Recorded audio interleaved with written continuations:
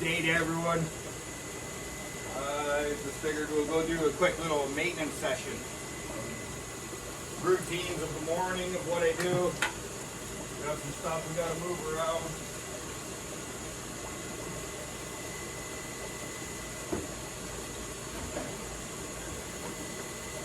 Do a little bit of water changing.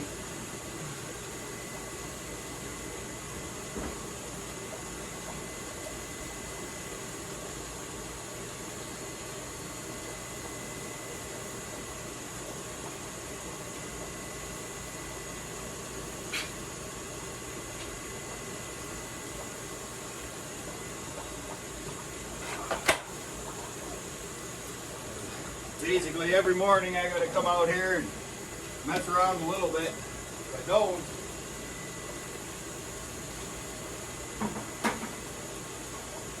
it's a lot of work to keep something like this going for fun. But yeah, I'm gonna do a little bit of maintenance on some of these tanks.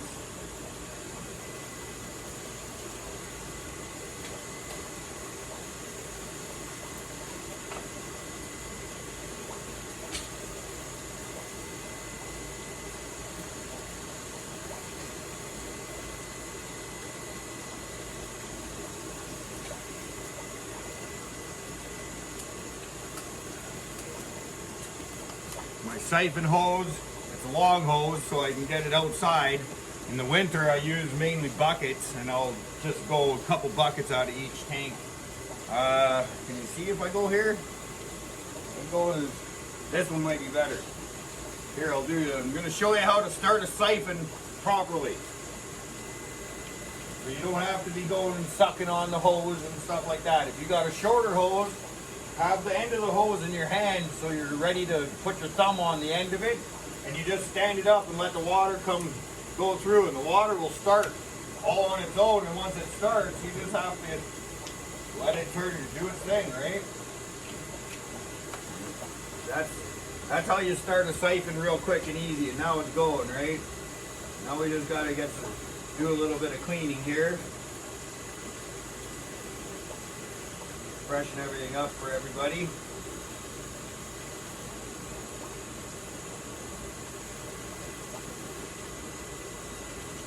I usually go, down one side of the stand. I usually have time for in the morning before I go to work. So I gotta come in and I'll do a quick little clean up and try and get some of the mulm and excess fish poo and all that kind of stuff out from doing the quick little siphon on the bottom of the tank. Help try and keep it a little cleaner, With the living plants on the top of the surface, I got to make sure that I'm cleaning out some of the decaying matter and whatnot of the plants and stuff that are falling into the tank.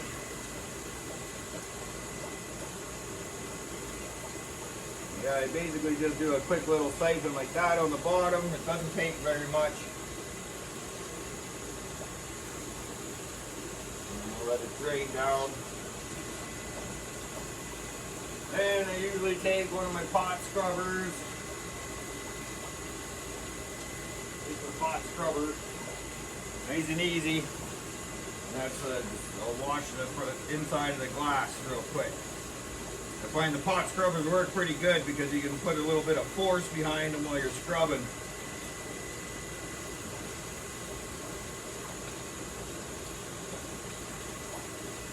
Yeah, there you go. Typically, once I'm done that, I will wipe the front of the tank, but unfortunately, I have misplaced or lost my squeegee, and I have like a shower squeegee that I will scrub the front of the tank with the scrubber too. Just scrub and scrub and scrub and get all that hard water, calcium and stuff. And another good way is that hard water, calcium and whatnot, the lime and stuff that's built up on the tanks. If you've got a little bit of a water drip over them, razor blade works really well too. But I find once you get it a little bit wet and you got a coarse scrub brush, it comes off really easy. Now I would take my squeegee and go weep, weep, and it'd be done. But I don't have my squeegee, so I'm gonna have to use a towel today. And a towel, they don't work as well to get like a perfect clean after, but after it dries, it'll be fine. A lot better than what it was with all the hard water calcium and drips and everything that's on them. You know, I like to try my best to keep the tanks clean on the front side anyhow. Well, for the simple reason that it's easier to see the fish that are inside of it, and that's what we all want to do, is have the fish inside the tanks, and we want to be able to see it. So you got to try it. Keep the fronts as clean as possible. But here, my hands are in and out of the tanks non-stop, so every day I'm getting water drips, every day. So every day I'm in here and I go one little section at a time and do what I can before I go to work for the day. And I do what I can, tank, clean front, in and out, make it look a little nicer, make sure, and then I go around and make sure everyone's gotten their breakfast and fed for the day, make sure all the water levels are topped up. And yeah, we just keep going, stand for stand, and try and get everything all nice and looking good again.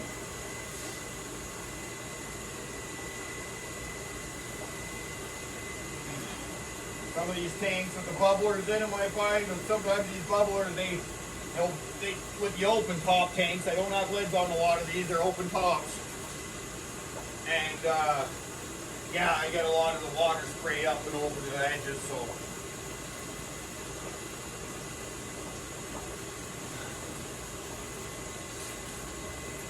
But yeah, isn't it so much nicer once you get all the glass cleaned up?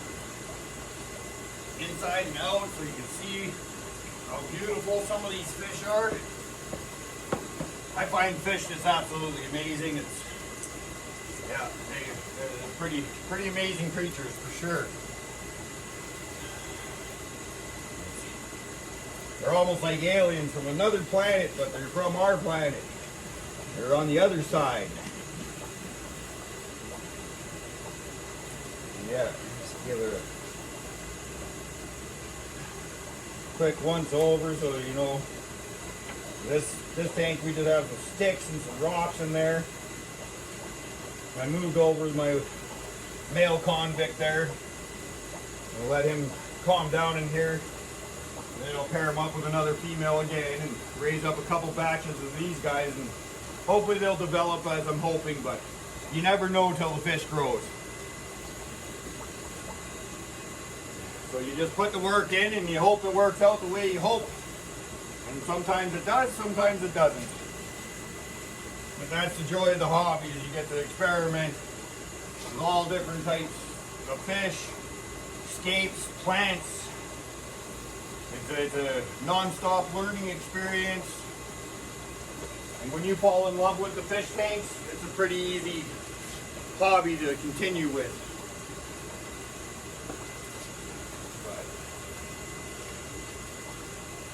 Do another tank here. Look at that, I just started like that, the water starts going down, and you gotta get in there and fill it up again before it gets over the edge. And then it'll start again over the edge and outside it goes. And we just do this to try and get some of the mulm and dead leaves that are falling off the plants, and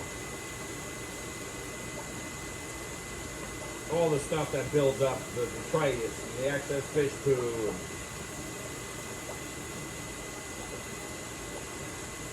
the wood pieces that are breaking down.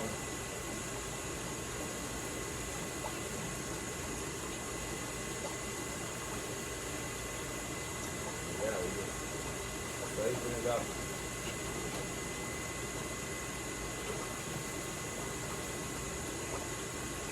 You can see, I don't know if you can see on the camera. A little bit you can see, but there, see how there. I don't have much into the tanks. I like to try to keep the tanks pretty clean out of the stuff, and it's that way when I'm taking fish in and out or moving fish, or people come in and they want me to catch a fish, it doesn't stir the tank up too bad, so you can't see what you're doing in there. But yeah, just a little bit per tank. I'm not going to do this one up here because I have little tiny baby little lupi in there right now, and I don't want to siphon them up by accident. We're going to leave that top tank for a day or two. I'm going to get the top tank. I'm going to get my stool. I have a little stool that I use.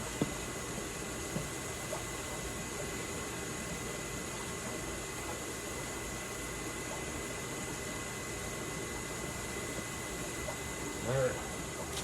My little step stool so I don't have to reach so high. Oh yeah, we're already siphoning there. Yeah, we'll get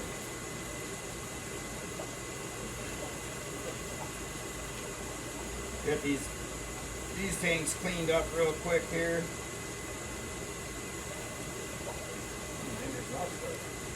Oh, there we go. Oh, there's a leaf. Got a leaf stuck. There we go.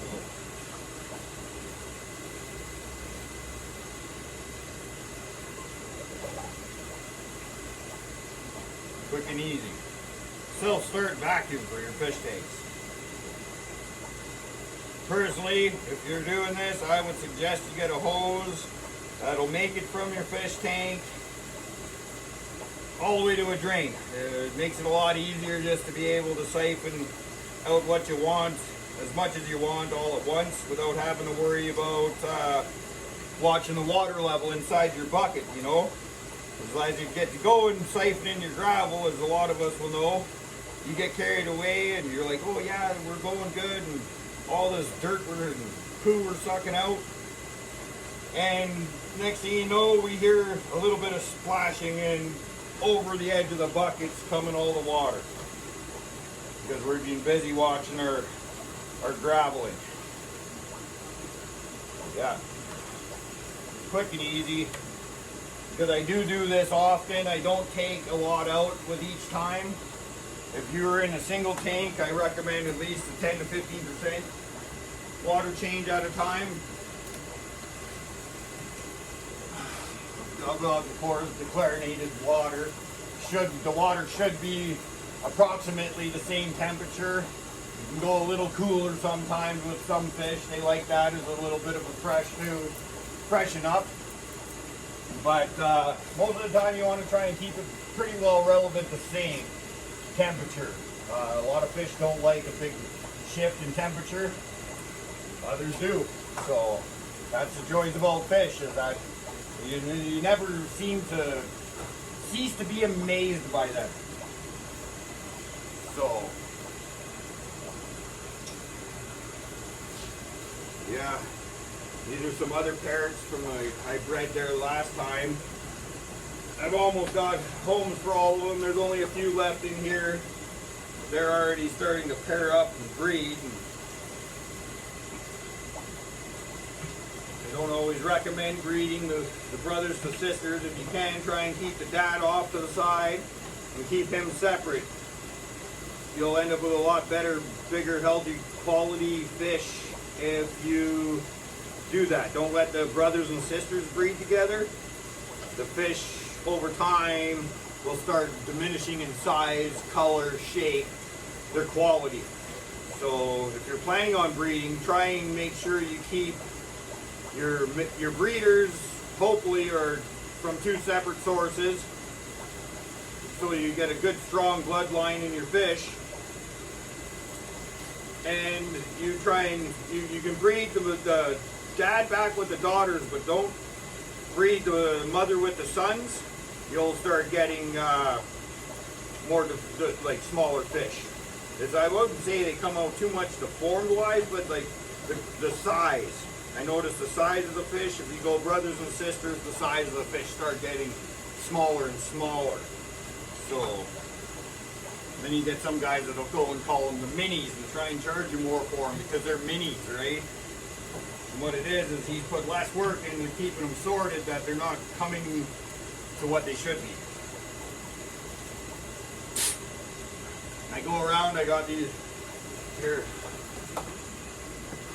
I use this little tiny thing here to regulate my water out of my water supply line into each tank, and it's only a drip. I'd say it's maybe putting out maybe 5 gallons an hour type thing, and it's just over. This is how my heat supply, because I use the oxygen in all the tanks and then the sump, and then I use all my heaters are in the sump, which go to the tanks that help me keep the tanks warm in here.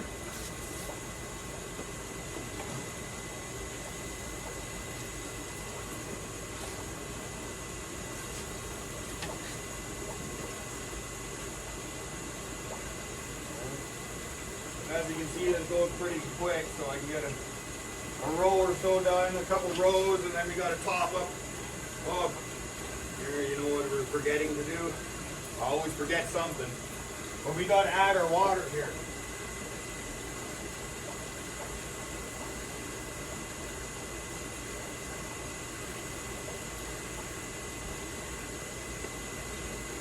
Like I said, you always got to watch your water lines, and here I am talking away, working away, and I'm forgetting to top up the sump while I'm going. Good thing there's a lot of water in there, but yeah, we got to make sure we're topping up the sump while we're taking the water out. Always something, right?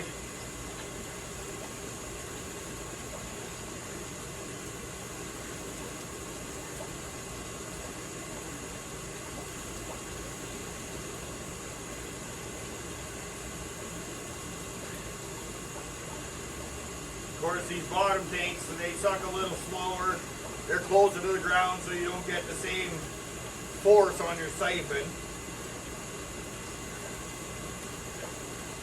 But right now, I'd like to take advantage of the fact it's not winter yet, and I can go and just suck this right outside. In the winter, I find it easier to just go a couple buckets per tank.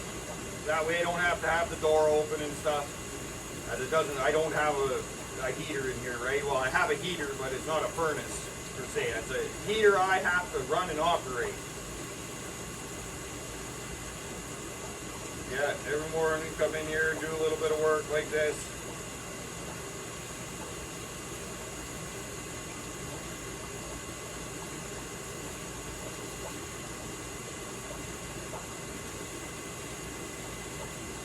This tank here is a little dirty. There's a few extra fish in this one and these extra plants on top of it.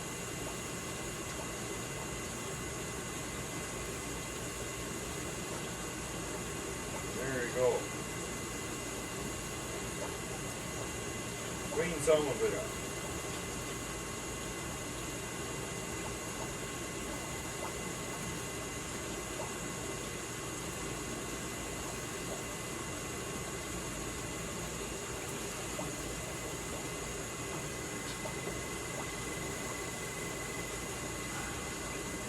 These things are all looking really good. All right.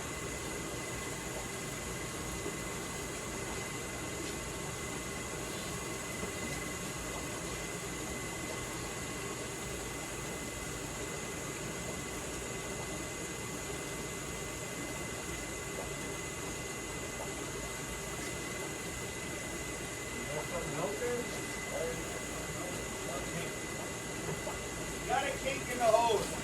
All right, there we go. Now we're going. So,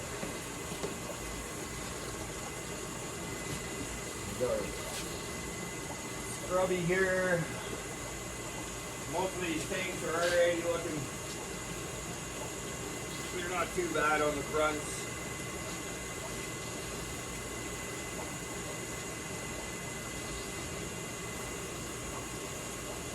Of course, this tank, I'm not going to clean this one here. I got a group of little lupi in there that they're a little more skittish and shyish. They don't like the movement in front of the tank a lot. And I've noticed if I clean the tank, they won't have babies for me. So if I let it go over and give a little bit of privacy with the algae in there, it seems to trigger them up, no problem, and they'll go and have their school of babies. They're cave dwellers / shell dweller, Lake Tanganyikan. Really cool looking fish. You run an anarchy like a wolf pack. So you get your main male and female, and then you'll have your secondary males and your secondary females, and those ones are like the ones that stick around and help protect the brood site. Really neat fish to observe in their breeding and how they stay together, connected, and work together for success for their species. But yeah, I just figured I'd show you guys. I'll take you along just in the morning here. A little bit of the maintenance I do every day. And yes, I do it every day. It's just a lot of work. So as I finish one area and I get one area nice and I'm working over to the next area, this area needs to be done again. So it's just a continuous thing that keeps me busy, which I don't mind. I like fish. If you're here watching this video, you like fish too. So in time I'll get better at how to show you guys everything I'm doing here and stuff too. I'm starting to feel a little more comfortable in front of the camera and talking like this. You got to understand, it's a little weird jumping right into this. It's I'm having a conversation with you, but I'm by myself in a room talking to myself. So you start feeling a little funny, and you're like, I'm just in here rambling all by myself. I'm talking to myself. What are you doing? Stop talking to yourself. But then you got to remind yourself, I'm not talking to myself. I'm talking to you guys. So as I get better and knowing that and trying to work with that and stuff, I think we can have a lot of fun and time together while we go through this. But yeah, that's a little bit of maintenance that I do in the morning. And then we scrub all the glass, and then we got to go around and we check everybody out, make sure they're all doing okay. Make everybody do a welfare check, basically. Give everybody their breakfast. Everybody looks all super happy. Here, I'll take you over here and we'll take a look at some of these tanks that I've done now. As you can see, the glass is starting to look all nice and clean again.